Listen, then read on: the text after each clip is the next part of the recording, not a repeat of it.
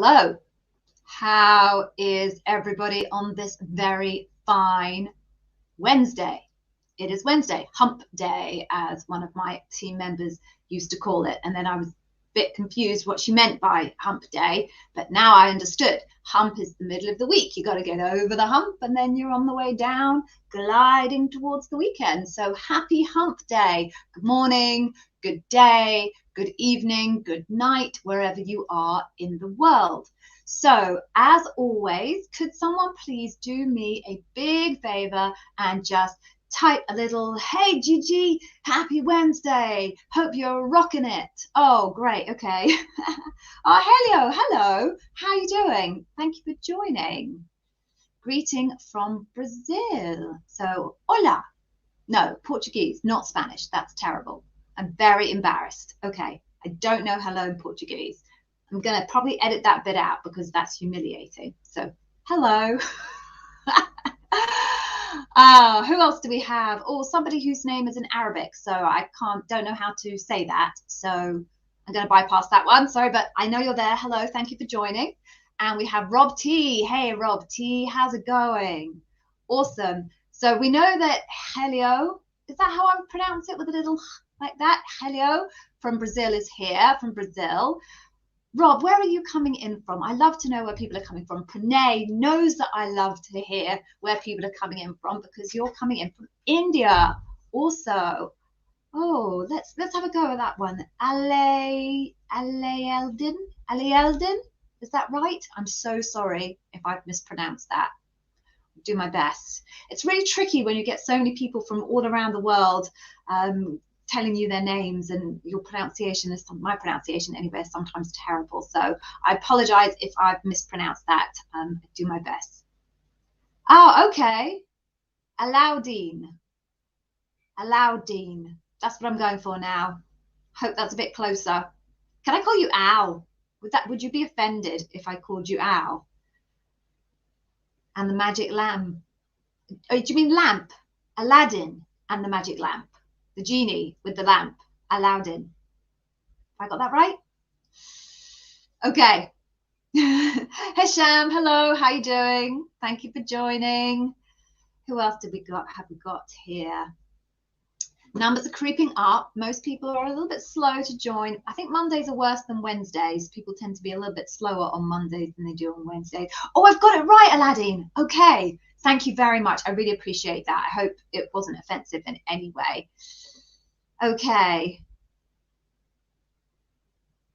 Oh, okay, Tom. I did say that you should watch the video on SDs from Venkat. Okay, and you can't find the video. Okie dokie. Then let me think about that, how I quickly find that for you. Let me just see if I can quickly find that for you. Everybody, don't run away. I'm just trying to do something for Tom here, so do not run away. Just going to try and find if I can find that video from Venkat very quickly, and if not, scrolling, just waiting for people to join, so apologies. I'm just going to try and find a video. No, okay, I can't find it easily, and you all don't want to sit and stare at me doing this. So Tom, could you drop me a note on LinkedIn? You'll find me there, Gigi the Amazon Interview With. Just drop me a note on LinkedIn and I will ping you the link back to the video with Venkat later on today. Okay. Bite bitten. Happy hump day to you too. I hope you had a good hump day. My kids have finished school for the week. They've got a short week this week, so I'm horrified. I've lost 2 full days of peace and quiet. So usually I'm loving hump day. I'm less thrilled about hump day today. But there we go. That's life, hey, pros and cons, ups and downs. Right, so why don't we get going then whilst we wait for a few other people to come along. And, oh, hello, I got your name right. Oh, I'm delighted. Oh, I feel good about myself. I feel a bit better. I feel a bit vindicated from the dog's dinner that I made of Aladdin's name. So right, so let's get going anyway. Let me intro myself and then we will head forward. So I am Gigi and I was a senior leader at Amazon for many years, and years in Amazon like dog years, so many, many years. I was a hiring manager. I had quite a large team in Amazon standards. And of course, I was a bar raiser. For those of you that don't know, a bar raiser is a specially qualified group of people at Amazon whose job is to oversee the final stages, only the final stages of interview. And ultimately, they are the decision makers as to whether someone gets extended an offer or not. The difference between the interview experience of a bar raiser and the interview experience of a normal hiring manager or a recruiter or just a normal employee is that you get to see pretty much anything and everything as far as the interview possibilities are concerned. If you're a hiring manager or you're just a normal interviewer in Amazon, chances are you'll only really interview around your particular skills area, or maybe with a kind of a slightly adjunct associated team. If you're a recruiter, you'll obviously interview for other recruiters, but you'll also really only be speaking to candidates within your own skills area. Note, your recruiter doesn't have any involvement in your actual interview process and has no say in whether you get hired or not. Just thought I'd throw that in.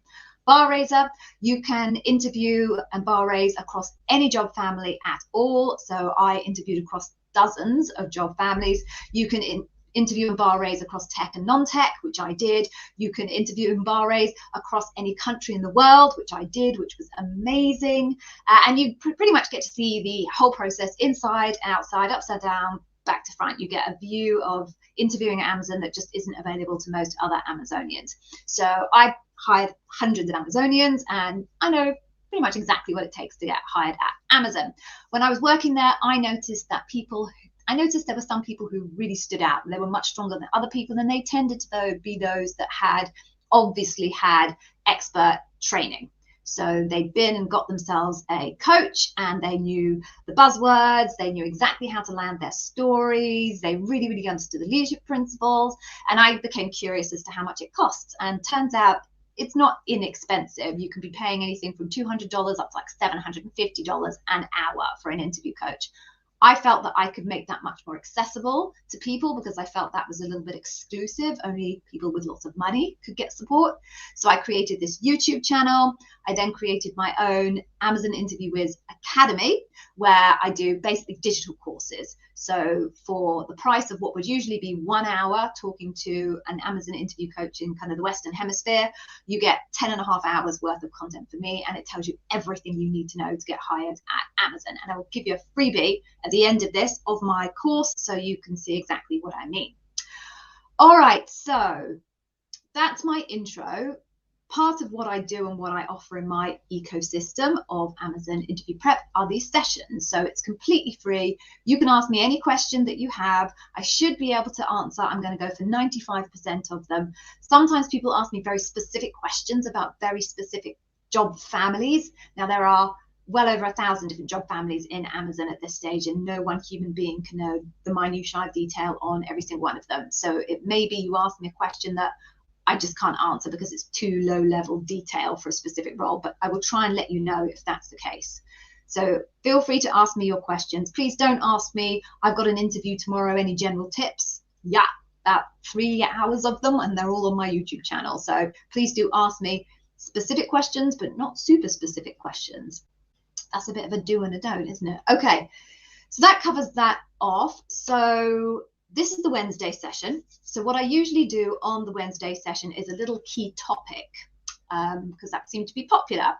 So I've done ones on repeating, I've done ones on scope and complexity. I can't remember what the other ones I've done so far, but today's is going to be on the big question that I get asked all the time, which is how long should your examples be? So what I thought we would do is just a little bit of audience interaction. This is high risk, obviously, because anything that is interactive on YouTube is usually a challenge, but we're going to go for it and see how it works out. So I'm going to ask you to have a look at my screen because here we go. I'm going to do screen share. Oh, okay, let's go. So hopefully this works. Technology did not help. There we go. That worked. Woohoo! So please, I would like your vote on how long you think your examples should be. So please use the little piggy icon here if you think that your answer should be 1 to 2 minutes long. Just stick the piggy icon in the comments. Please use the froggy. I don't know why I'm saying E at the end of them, because clearly it's a pig. It's not a piggy. So we'll go for pig. Otherwise, I sound a little bit inane. I am clearly the mother of 2 children. The frog icon, if you believe your answer should be 3 to 4 minutes long. The fox icon, if you believe your answer should be 5 to 10 minutes long. Good man, Rob. Rob's in there with the frog. Excellent. And then the dog icon, there's a little tongue sticking out. That's so amusing. The dog icon, if you believe your answer should be plus 10 minutes. So come on, go for those icons, please. We've got, I'm going to count them actually as we go along. So for frog, I've got 2 votes, 3 votes for frog. Okay. We've got 1 for fox. Okay. Keep them coming, please. Keep them coming. I feel like I should have some kind of music in the background. I didn't think about that when I was preparing this. So I'll do some vocal music, okay?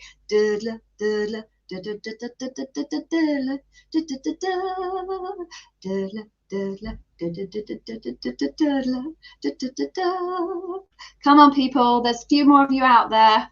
We've already got Rob, Bite Bitten, Pranay, Steve, Helio. They've all given their answers. There's definitely more of you out there than that. So come on, don't be shy. Throw those answers out there.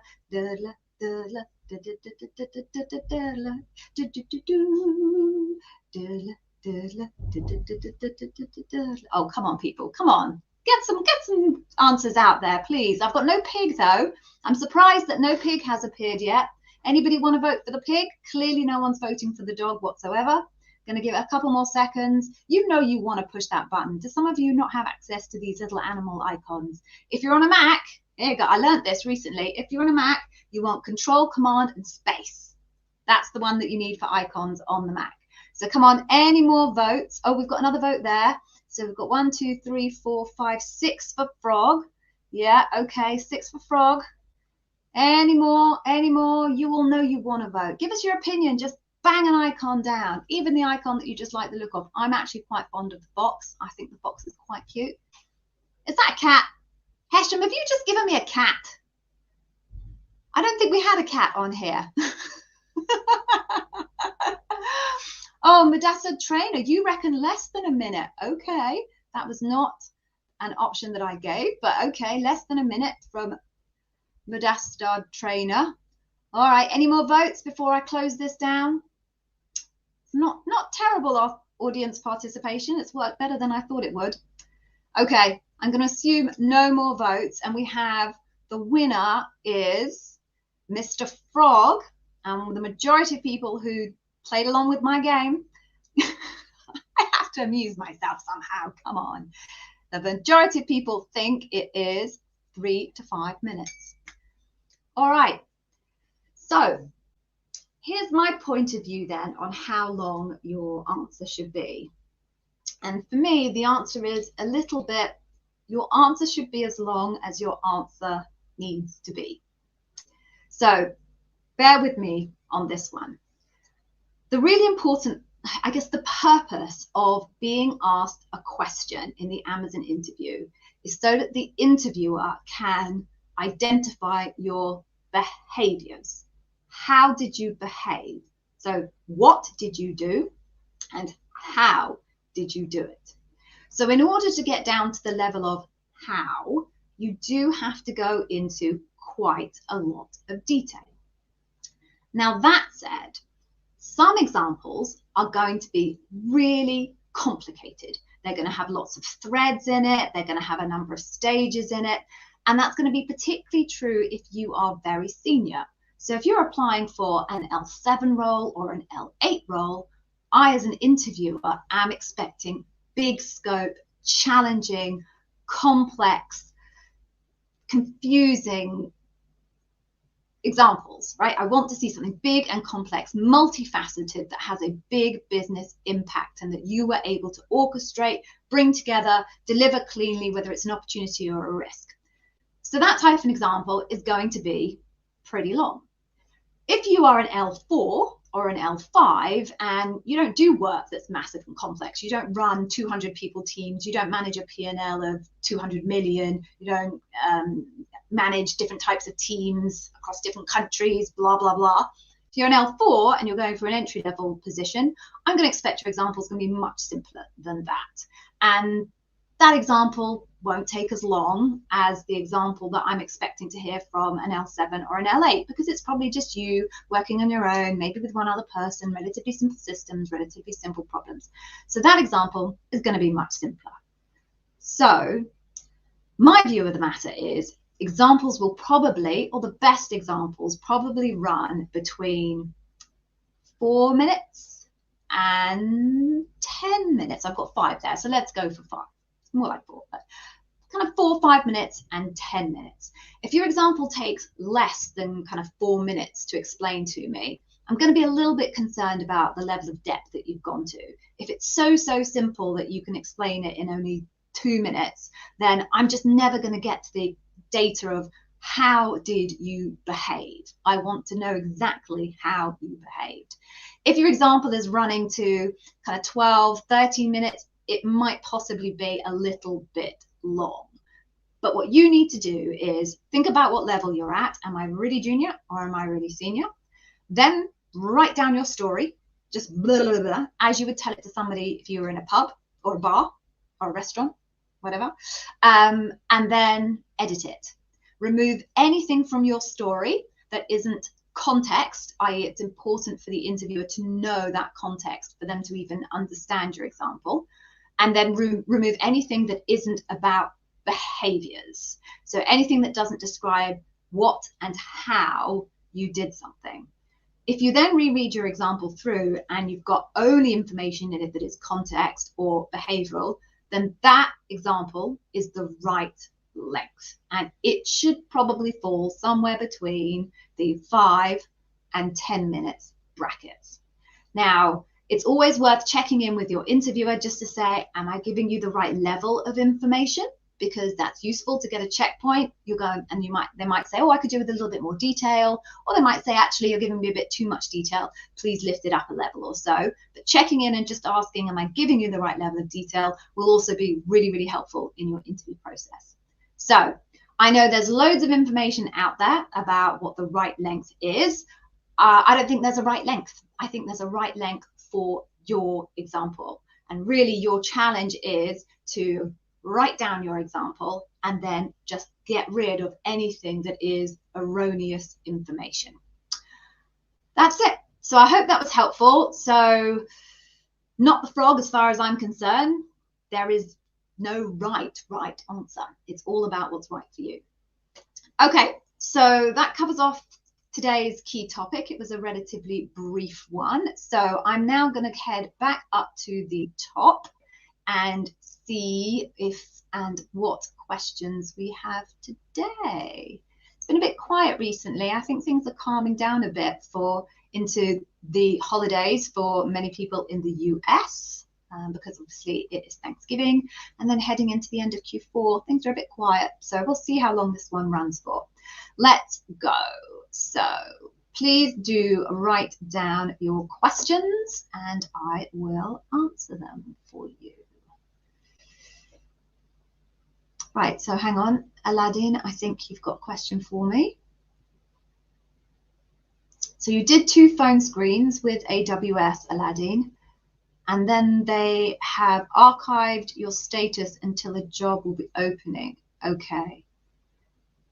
Okay, right. So it sounds like, if I've got this right, Aladdin, that you interviewed for a particular role, but now that role has gone and they've kind of put you a little bit on the back burner until another potential role comes along. Oh, let me get rid of my screen share. Hang on.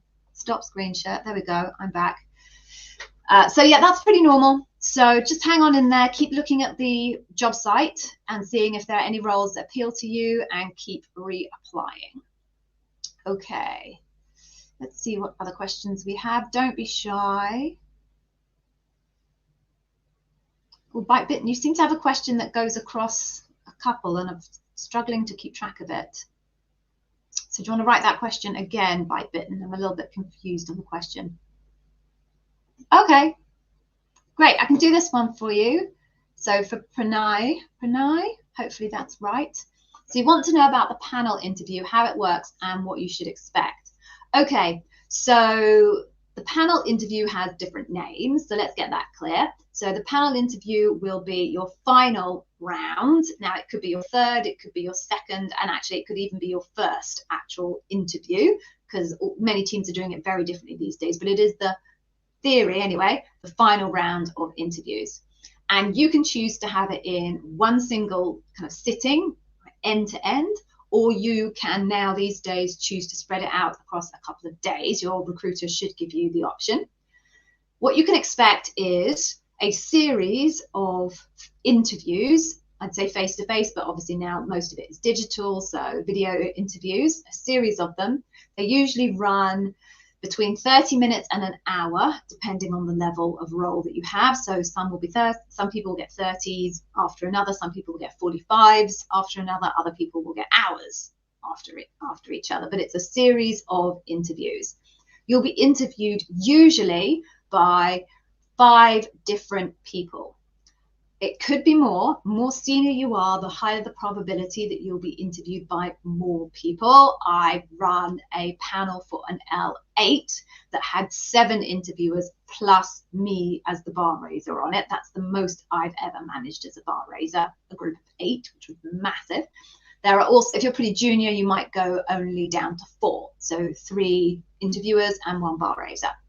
So you'll have the appropriate number for you and your level. Each of those individuals will be assigned probably 2 leadership principles if you are interviewing in non-tech. If you're interviewing for a tech role, each of those interviewers will probably be assigned a technical competency to explore with you and at least 1 leadership principle to explore with you. And what they'll do on the non-tech side is probably best practice is to try to aim to ask the candidate 3 questions. However, some interviewers will only ask 1 and dig really, really deep into that. Other interviews, you may find yourself going well beyond 3 into kind of maybe 5 examples. That depends on, quite frankly, you and how complex and interesting your example is. The simpler your example, obviously, the more you will get through in the space of an hour. And just do the maths, right? If you've got an hour, speaking when I talk to you about what the right length answer is, if you've got an hour's interview and each of your questions is only 5 minutes long, that's a lot of questions to get through if you then multiply that by 5 people. So if you just think about rationalizing down what I said to you a minute ago in terms of how long your examples should be, the math is quite strongly suggestive that you should be aiming for on the higher end of the 5 to 10s rather than 3 to 5s. So where was I? Okay, so they will ask you between 1 and 5 questions. You'll be asked something along the lines of, tell me about a time when, which if you've made it 2 panel, you've probably already gone through that structure in your earlier interviews. And it will just go through that with all of the interviewers. The actual interview experience should be exactly the same as any of your earlier interview experiences. You might get asked some of those introductory questions. Why Amazon? Tell me about yourself. Tell me about a recent project, those types of questions. I would suggest you don't spend too much time answering those if you're at the final round, because really the evidence that they're going to be using to decide whether to extend you an offer or not in the final round is the behavioral and the competency questions. How you answer those introductory questions really, really shouldn't be influencing the decision that is made whether to hire you or not in the final round. So don't spend too much time on those in the final round. And that's it as far as your interview experience is concerned. You'll get to the end of your final interview and someone will say, thank you very much, goodbye, or walk you out the building if it's physical, and you will hear nothing more until you get some kind of a contact back from your recruiter to tell you whether the team are inclined to hire you or not, or whether there's some alternative outcome after the debrief, which can happen and does happen to quite a lot of people. But that's it. That's what you should expect from the panel interview. So if you have done interviews already with Amazon, it should be pretty much exactly the same. Okay, I hope that is helpful, Pranay. When is Thanksgiving, by the way? I'm just thinking about that. I have no idea when the actual Thanksgiving day is. I do know that it's sometime this week, but someone tell me, when is it actually Thanksgiving? Right, so here we go, Madassa Trainer. So you've got an opinion on this. So you think stars should be kept for only a minute, then successive questions can accordingly span out. So to rephrase that, I think what you're saying is you want to keep your answer to only a minute, and then you're going to rely on the interviewer to ask you follow-up questions. So I strongly disagree with that as an approach.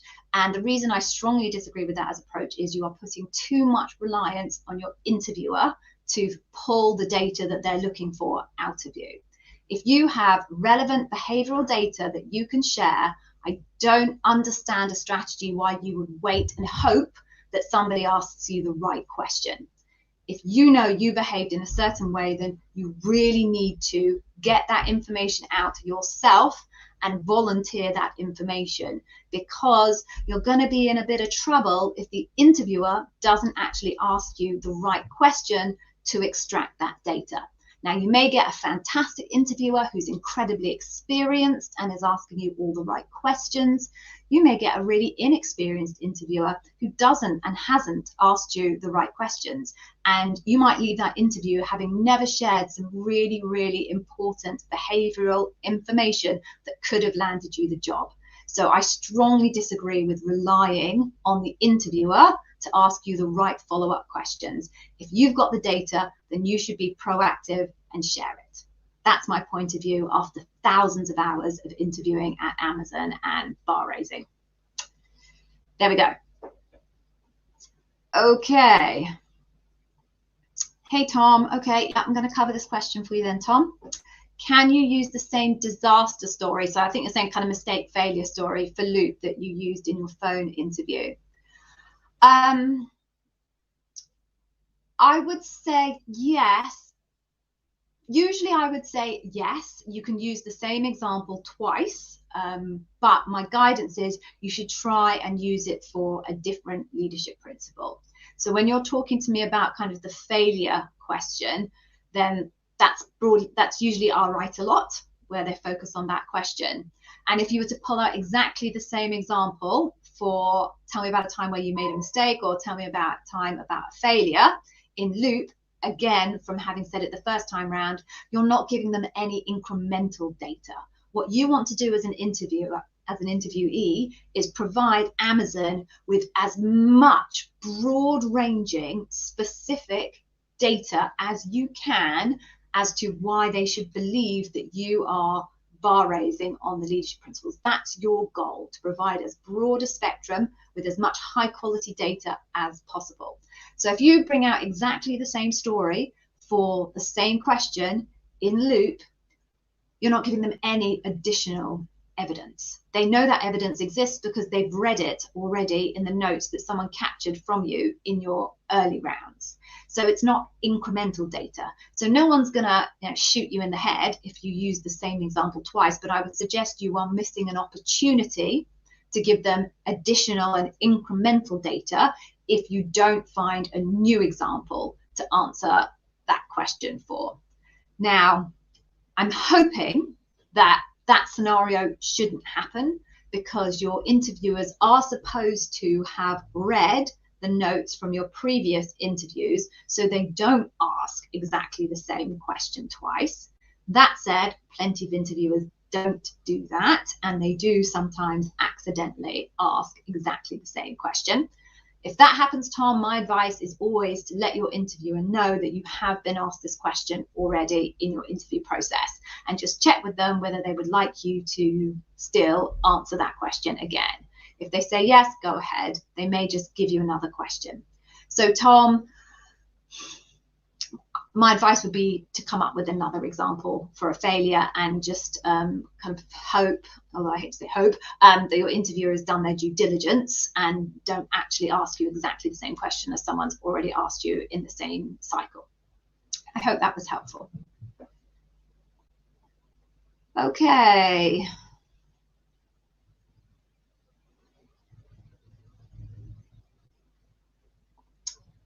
So, do I have experience interviewing legal counsel? Yes, I did bar raise for the legal team who I worked alongside with when I was in Prime Video, I think it was. You have a coming loop in 2 weeks and you feel your examples may not be as impressive as tech or business examples. So, don't worry about the comparison with tech or business. That's not the point. No one's interviewing you for a business role. They're interviewing you for a legal role. And the context of the examples is actually somewhat irrelevant. You have to try and divorce the subject matter, be it business, tech, or legal, from the behaviors. So the complexity and the big scopes are in the behaviors. It's the different pieces that are moving around and the different things that you need to do and how you need to do them.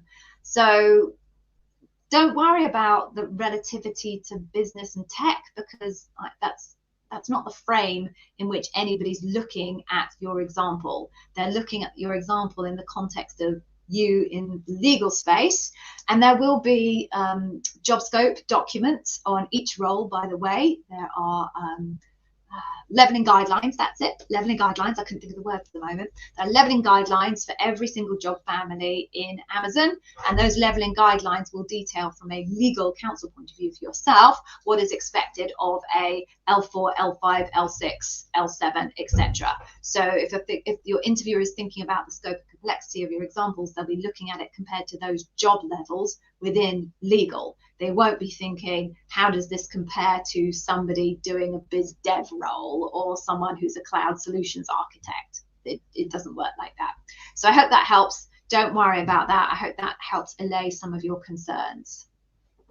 Okay, I hope that was helpful.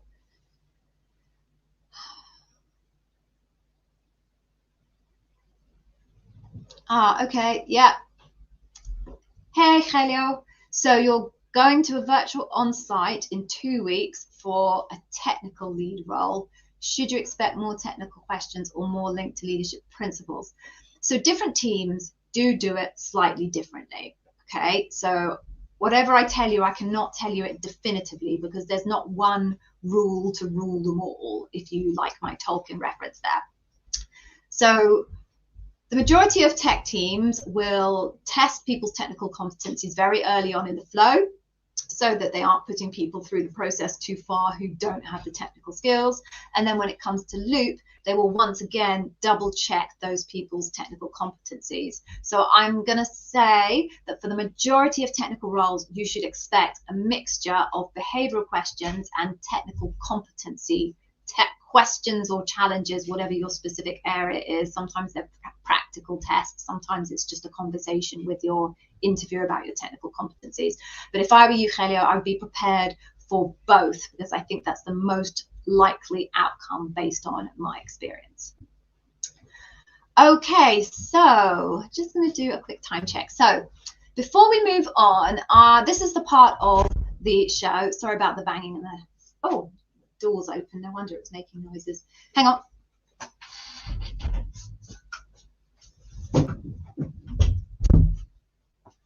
Right, sorry about that. So right, here comes the part of the show that I hate the most, which is when I take a moment to ask you to please thumbs up on this stream, because in order for my content to rank, Google needs some positive engagement signals. So things like thumbs ups and comments on this and my other streams and my other videos makes a massive difference to the algorithm, which sees Gigi's got good content, people like it, and it promotes me. And it promotes me above some of the other crud that seems to appear ahead of my videos on YouTube. And I really don't know why that crud appears above mine, but there we go. I need your help. So usually what I do at this point is sing a little song whilst you go away and click the like button. But today I have something special for you. I freaked out everybody on Monday by playing this for them, so I hope you aren't as terrified of it as they were, but I'm going to play it anyway. So I'm going to count down 3, 2, 1. I'm going to play this awesome video, and please, whilst I'm playing it, give me a thumbs up and don't leave. Please don't leave. Okay, here we go. Here we go. Go on and like this stream for Gigi. Like this stream for Gigi. Like this stream and all your dreams will come true. Like this.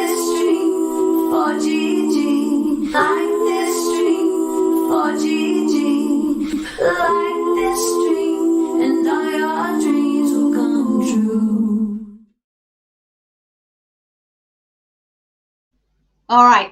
So hopefully you liked the stream. I think I only lost one person during that. So to that person, I'm so sorry. Please, please forgive me. So yes, I hope you have liked the stream. Thank you if you have. If you haven't, why not? And don't come back and unlike it. That happens to me. I see the number at the end of this stream and I'm like, oh yeah, I've got that many likes. And then I come back a day later and it's less. And I'm like, what? Did someone actually come back and unlike it? That's hurtful. So please don't do that to me. If you've liked it, I'm very, very grateful. All right, so let's move on. Interlude. Tell me if you think that was horrible and terrifying, by the way. I do have another version that I'm going to play next week. But if you think that was really horrifying, because I have to tell you, my son begged me not to play that. He said it was absolutely terrifying and that nobody would ever watch my content again if I played that. So, you know, if he's right, do let me know. I don't want to scare everybody off. It's meant to do the opposite. Okay. Right, let me see what else we've got. Okay, thanks, Bytebitten. I can see you were talking to Tom. Okay. Oh, this is good, Steve. Oh, you lucky, lucky person. So you've got your 5-person loop next week. You did a 30-minute prep session with your recruiter, which is amazing. I love the recruiters that invest time giving candidates the prep sessions. It's completely golden. Okay, and they told you the leadership principles, which will be covered, which is 9 in total. Okay. Okay. Interesting. So someone's only got 1. So if she's told you 9 in total, then you can be pretty confident that that's what you're going to be questioned on. So I would say be bold and trust in what she said to you, because she's not going to lead you wrong, and she'll be able to see them as well, because she can see what's been assigned to everybody inside Hire. What I would say, Steve, as just as a backup plan for yourself, just in case, is try finding other ways. No, I'll rephrase that. For the examples that you've got for your 9, try and pick a couple of them that you could reshape for leadership principles outside of the 9. So that means that you don't have to prep loads of new and more examples. You can use the same examples, but practice telling them in a slightly different way than the way you would tell them for that leadership principle. For another leadership principle, then if it comes up, you've at least got a backup plan where you haven't had to prepare a ton more examples, but you can pull on one of your examples and kind of push it in the direction of the other leadership principle. So check back. I mean, she's told you 9. I would say your job description probably also shows about 9 or 10 in it.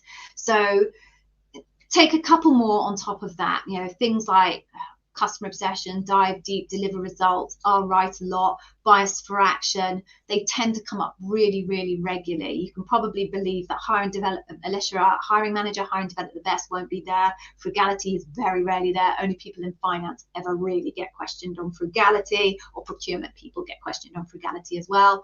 You can probably discount the 2 new leadership principles. I am yet to hear anybody who got asked questions on the 2 new leadership principles. So by a little bit of a process of elimination, you should probably be able to pick up maybe another 4 and repurpose some of your 9 questions for that 4. I hope that's helpful, Steve, and you're a very lucky person that your recruiter's committed to you. I pat on the back for that recruiter. Please tell them I'm impressed with them. They might know me. All right, moving on then.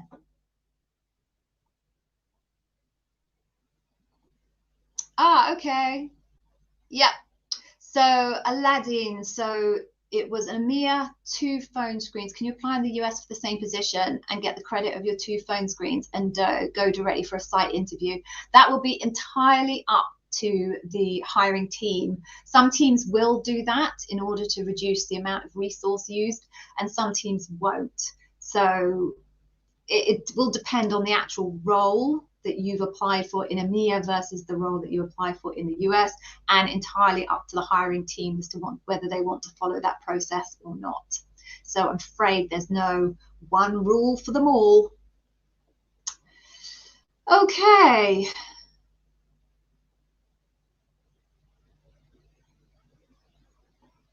Oh, okay. Hey, Pranay. So you're already an Amazonian and you're applying for a role in the UK, of course, because the UK is the best country on the globe. They need a VP approval after panel. What are the chances of getting rejected by VP? I mean, look, I haven't got any stats on this, Pranay. So all I can do is give you my gut instinct, which is if you've been through loop and they will think you are at bar, because of course you don't need to be raising the bar once you're already an Amazonian, you only have to prove that you're at bar. Unless the VP approval is dependent on head count, I would say your odds are more favorable than unfavorable. But in terms of being able to give you some kind of hard stats on probability and kind of conversion of that, I'm afraid I can't do it. But I think you've got every reason to be optimistic, and I hope you make it to the UK. Oh, Thanksgiving's on the 25th of November. Thank you, Pranay. That is tomorrow. Okay. Maybe I should put that in my diary. I don't know. Oh, the Water Parrot. Thank you. That's very sweet of you to take the time to say that. You are absolutely, absolutely welcome. You didn't enroll in my masterclass. All right, I'll forgive you. You show up regularly to these sessions, which is valuable to me to have someone to talk to, actually, rather than sit here waiting and watching the dust balls fly by. So you're welcome, the Water Parrot. I always say this, or I've said this a few times, is I do consider this to be a privilege.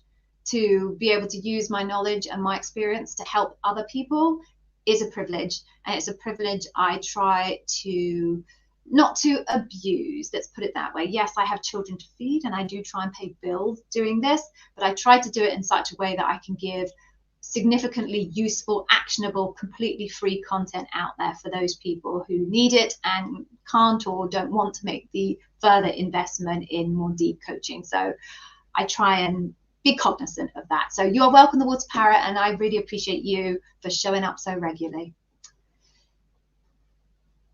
Oh, this is why you're saying it. You should have done that in the one thing. You've got an informal offer yesterday. Okay. They need to run the background checks to make it formal. Yes, they absolutely do. Oh, thank you. And you're going to buy me a couple of coffees. Oh, thanks, the Water Parrot. And yay, congratulations. So everyone who's here, please congratulate the Water Parrot. Sometimes I wish I knew people's names because it just seems so bizarre calling people things like the Water Parrot. But congratulations, the Water Parrot. I'm sure you're going to have a fantastic career at Amazon. You will learn things that you will probably never learn anywhere else. You will learn at a speed that you would definitely never have learned anywhere else. And you get to work with, and I do not joke, you get to work with literally the smartest people on the planet. So I think you're going to have a great career. Thank you so much for being part of my kind of Amazon interviewers experience. And I wish you the very best of luck. And come back once in a while and tell me how you're getting on. You can always ping me on LinkedIn. If you want to connect with LinkedIn, I'd love to stay in touch and find out how you're getting on. Okay. Okay, Midasso Trainer, what are the differences between SDM, SDM2 and an SDM3? Just different levels of seniority. So you would have bigger scope, bigger teams. That's broadly it. So it's the same as any role in Amazon. There's different levels of seniority. That's the difference. In terms of the actual specifics of what's different in the role scopes, that I'm not going to go into the detail of right now. Midasso Trainer, you didn't like the song. I'm really sorry, Midasso Trainer. Sorry. I'll tell the recording artist that we need another version. Is it not going round in your head? My family are all running around my house going, like this dream for GG. Yeah, it's irritating. I'll give you that. Okay. What? Quickly, Enzio. Oh, you like the scary cartoon. Thank you. You've been progressed to loop. Oh. Ah, this is interesting, Enzio. So they actually asked you about being vocally self-critical. So maybe I assume the question they asked you was something along the lines of what are you doing to improve your personal development or something along those lines. But yes, it's in there. You should all be prepared for it. Right. What else do we have here? Ah, all right. Here we go. Great question, Steve. So your JD references ambiguity. So that's usually bias for action more than once. So, okay, makes sense. You've tried to have at least 2 stories that answer a couple of LPs and you've layered ambiguity within them. Is that the right approach? That's a smart approach. So if your job description is repeatedly talking about ambiguity, then you will definitely get a question about bias for action, and they will probably focus on the types of questions that speak about when the path forward isn't clear, or having to make pivots, that type of stuff. But if you feel pretty confident that that's a theme that runs the whole way through your job description, then it's pretty smart just to throw in little bits here and there in your examples for other leadership principles that talk about ambiguity, because then your panel are going to keep reading this context of being good in ambiguous situations over and over throughout all of your examples, and that kind of data will stack up and stack up and stack up and stack up, and it will make it look like you are really strong in dealing with ambiguity. So definitely a smart approach, Steve. The only thing I will just caution you on is pepper it in. Don't go overboard with the other leadership principles in talking about ambiguity, because they are trying to get data on those other leadership principles. So just pepper it in, just very, very lightly. Just avoid getting caught up in the ambiguity bit because you want to really hammer it home. Peppering it in across lots of different places will have a cumulative effect. Excellent strategy. Okay. Moving on then, Erasmus. Hey, Erasmus, that's just an awesome name. So congratulations to your parents. That's a great name. I wish I'd call one of my kids that name. So you didn't find your role on Glassdoor. Don't use Glassdoor for salary expectations. Please, nobody use Glassdoor for salary expectations. It is inconsistent. It's user-generated data, and therefore some users put in their base only, some put in their base and their sign-on bonus, some put in their base, their sign-up bonus, and their RSUs. It's totally inconsistent. Don't use it. So how can you work out what your expectations are? So Erasmus, I'm not sure what country you're coming in from. I don't know if this is a Dutch name that I'm looking at, von Rotterdam. Some websites like levels.fyi, payscale.com, and salary.com are sites that are good sites for understanding the local market for your role, and the pay scale they don't cover some countries. I know Germany isn't covered well by those particular sites, but those are the ones that I know and I think generally have good coverage. So I would aim for that. And if those aren't relevant for your country, just Google just Google things like salary expectation sites for your particular country, and then hopefully something relevant to your locale will come up. And I'd love to know where you're from as well. Now that I've said I didn't know what your name indicated, I'd love to know where you're from. I mean, clearly it might be a Dutch name somewhere else and you live somewhere else completely, so no offense intended, but let me know where you're from. I'm curious now. Oh, cool. Someone had an interview yesterday. I hope it went well. I hope it went well. Groro Kimeos. That's what I'm going for. I hope it went well. Let us know the outcome. Oh, the Water Parrot.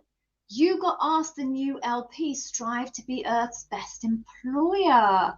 You are literally the first person who has told me that. Now, I am a little bit curious as to exactly what question you got asked, and as to whether it was actually strive to be Earth's best employer or whether it was actually earn trust, because those two have massive overlap. So if you remember the question, please type it below. I'm extremely curious. How exciting. Oh, hello. Welcome, Deepti. How are you doing? I'm glad you finally managed to make the session, and I'm super glad that you're finding my masterclass useful. So thank you for joining. And yeah, if you need me, I'm on Discord. All right. What else have we got other questions wise?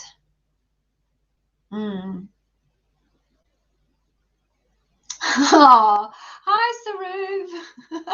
You just stopped by to say hello. I think that's so lovely people quite often come back and just say hi, whether they've got jobs, so they come back and check in on me. So thank you, I really appreciate that. Happy Thanksgiving. Happy Thanksgiving. We don't have that in the UK. I'm quite glad we don't have it in the UK, because then by the time Christmas came around, I'd be so sick of turkey. But happy Thanksgiving to you too. Okay. Oh, you have a question, Deepti. Let's go for it. So about salary negotiation, let me just have a glass of water. Sorry, my head is starting to pound. Thank you, sorry about that. Okay. You shared your salary expectations in the beginning with the recruiter. Can I change that? If so, how? All right, so I'm very glad that you had that conversation early on. That is important. Can you change your salary expectations? Well, of course you can change your expectations, because they're expectations, right? They're yours, and conceptually you can do whatever you want. The reality is, once you've put some numbers on the table with the recruiter, if the recruiter comes back within those numbers, if you then say, well, I'm not happy with that, I'd like to have more, then you probably couldn't blame your recruiter for being a little bit miffed, because that's what you told them, and those are the guide rails that they've been working within. Now, if you say, actually, how about a little bit extra of blah, they're not going to say, well, if you're negotiating now, I'm going to withdraw the offer. It doesn't work like that. So although your recruiter might be slightly perturbed that you are pushing for more, chances are whatever they offer you isn't going to be at the very top of the band. I hope you gave them a band at the very top of the band that you gave them the first time. So you're probably going to have wiggle room anyway. So can you change? Yes. Will your recruiter be a little bit knocked? Probably. Does it matter? Not really. So there you go. I hope that is helpful.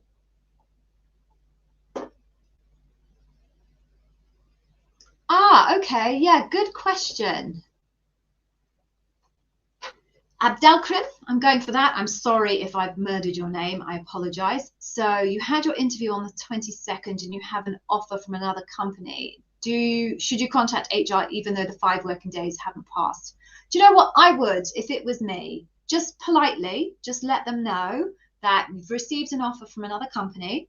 Amazon is still your preferred option, but you just wanted to let them know because they would like your answer by X date. And just draw the line in the sand at whatever X date is. And then that way your recruiter, number one, knows that you have another offer. Doesn't really influence the outcome because the data is the data that they gathered at the interview. So telling them you've got another offer isn't going to suddenly make you massively more attractive. But it does let them know that they need to be respectful of the timeline because you need to contact back that other employer. So it might just give them a little bit more of a poke to make sure that they adhere to the 5-day timeline, because at the moment I hear so many candidates who are not receiving their feedback within the 5-day SLA. So if you want to try and make sure you do, that's a useful bit of information to hand over to the recruiter. Be polite, as I say, and make sure you tell them that Amazon is still your preferred option. But it might just be helpful to get them to have a bit of a jiggy on when it comes to actually having the debrief.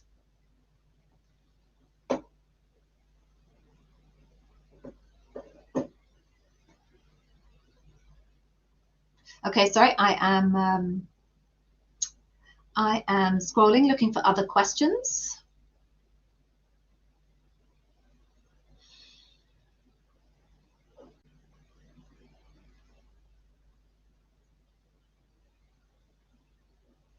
Okay.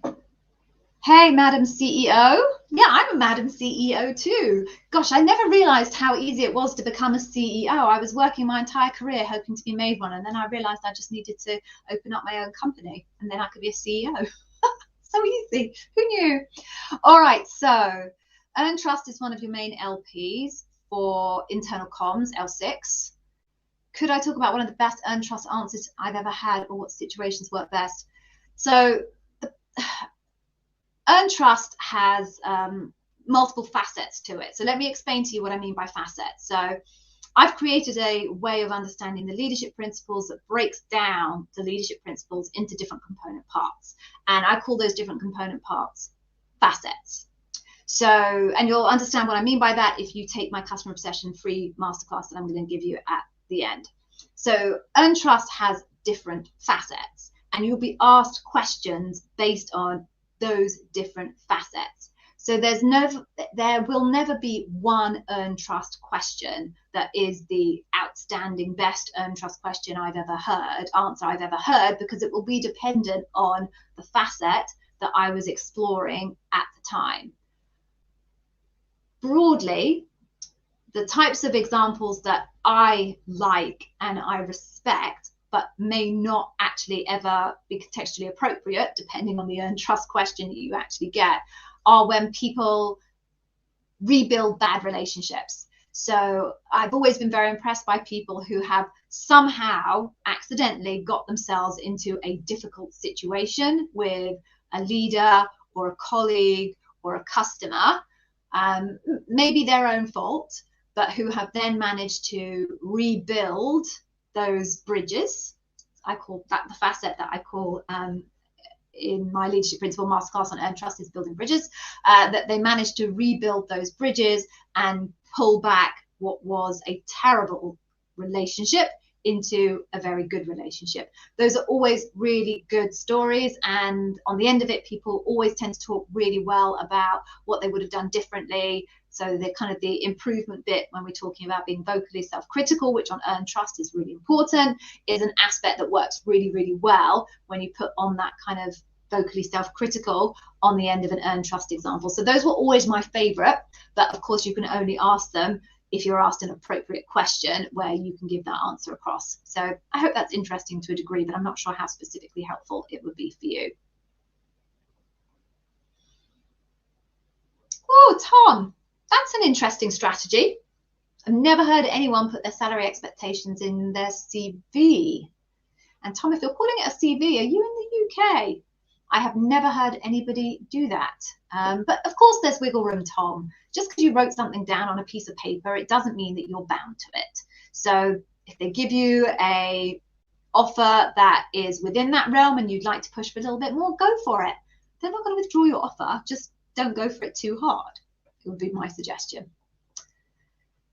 Okay. Oh, good. Okay. How can you get the details feedback of not clearing the interview loop? You can't, is the simple example answer for that one, NS. Amazon has a policy, like many large organizations, where they do not provide feedback on interviews. So you're never going to get feedback. Now, sometimes recruiters kind of bend the rules a little bit and give candidates some information about what they heard at the debrief. But from a pure policy point of view, they're not supposed to do that, and neither are any of the interviewers. So I do have a video on my YouTube channel that talks specifically about the fact that you won't be getting feedback after your interview and how you can prepare yourself for that eventuality. NS, I'm kind of assuming that it might be a bit late for that, but my advice to anybody is before you go into any interview with Amazon, please watch that video. What it basically says is when you come out of your interview, write down everything that you can remember, word for word for word, write everything down, and then go away for 24 hours. And over those 24 hours, lots more stuff will bubble to your memory about what happened. As soon as you remember something, come back and write it down. And then after about 48 hours, you'll probably have a very, very comprehensive document covering everything that happened at your interview, what they asked and what you said. And then you can reflect on that document and ask yourself, what do I think I could have done better? What do I think I did really well? And you can effectively create yourself your own feedback pack by doing that data recording for yourself, because you are never going to get the feedback from Amazon. I hope that helps in some way, NS. Okay. Hesham, let's answer this question. So, do all examples have to revolve around your professional career? If someone's been through personal adversity, gone through it successfully, can it be told in the loop? So, funnily enough, a colleague of mine who does similar work to me reached out to me and asked me my opinion on this the other day. So, I advise against it. And this is why. So, if you provide an example for a leadership principle that's in your personal life, the first thing I'm going to think of as an interviewer is, why are you not able to give me an example of that in your professional life? If you're so strong at that behavior, earn trust, dive deep, whatever it is, if you're so strong at that behavior, then I expect you should be able to give me an example in your professional life. And maybe it's not as strong as the example from your personal life, but it's more relevant. So I was always left with the question in my mind when candidates did that as to why they couldn't provide me a strong example in their professional life if they were able to provide a strong example in their personal life. Because if you're strong at it, you should be strong at it everywhere. So I advise against it. The only place where I feel that you can be a little bit more relaxed in following that strategy is either if you are a graduate or have pretty early on in your career, so you may not have a large bank of experience behind you to pull from, or if you've had, for example, a career break in the run-up to applying for this role, or maybe in a couple of years before this role, and you've got a gap in terms of professional experience, but you did volunteering or something along those lines. Those are really the only two circumstances where I, as an interviewer / bar raiser, would be comfortable with a candidate opting to use a personal experience rather than a professional experience. Okay.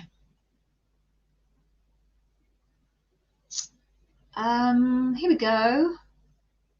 Does a sign-on bonus automatic for any hiring because you're from France and you have no idea if it's applicable? So I don't know that I have ever created an offer for someone in France. I inherited people for my team in France. I don't think I ever hired direct in France, but the general principle is true. So the general structure of Amazon compensation is base, bonus, and RSUs. Now, very junior people don't get sign-on bonuses, I don't think, but generally, yes, I would expect that you would get that as your combination: base, RSUs, and sign-on bonus.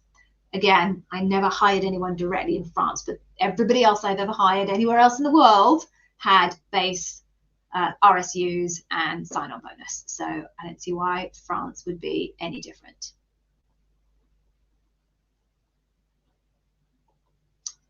Hey, Deepti. So I don't provide services to support on salary negotiation. That's not an area that I work in particularly. What I will say to you, Deepti, is the best resource that I found for salary negotiation is with my friend Amy Miller. She is an Amazon recruiter. She has her own YouTube channel, and she has a fabulous playlist on that YouTube channel, which is called Let's Talk Money. So you'll find the link to her YouTube channel on my YouTube storefront. It's Amy Miller, Recruiting in Yoga Pants, and go check out her playlist because it is really strong. But I don't personally provide salary negotiation services. Okay. Oh, okay.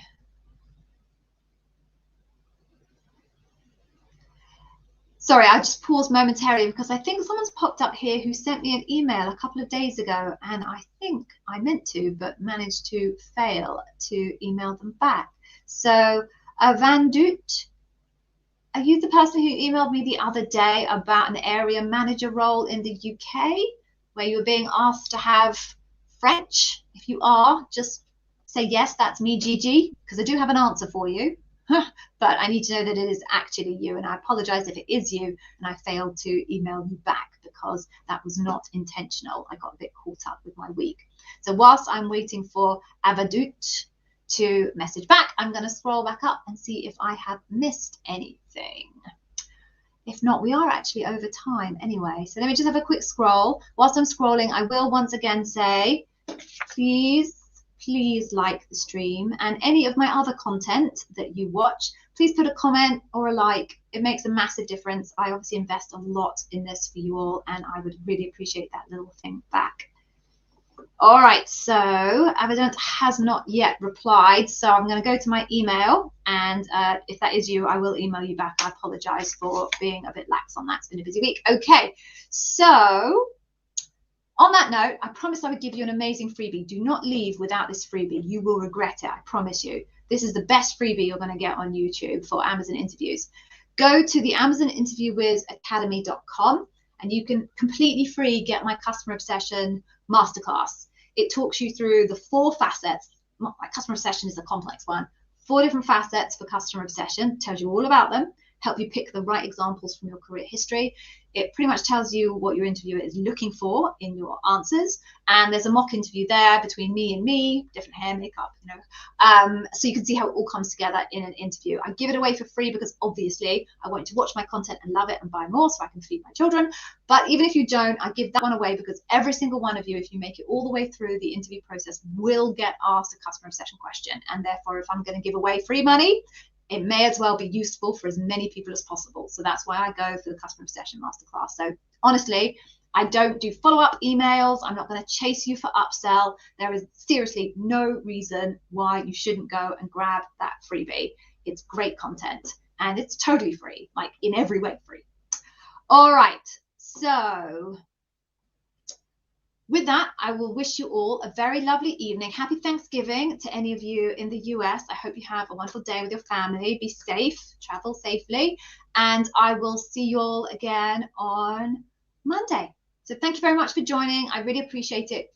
Well done those who've got their jobs, the Water Parrot. Yay! And if you've got an interview coming up, I wish you the very, very best of luck. Any further questions? Ask me a question on any of my videos. I tend to be able to reply within 24 hours. I am here 24/7. Stay safe all. Thank you for joining. Be well. Bye-bye.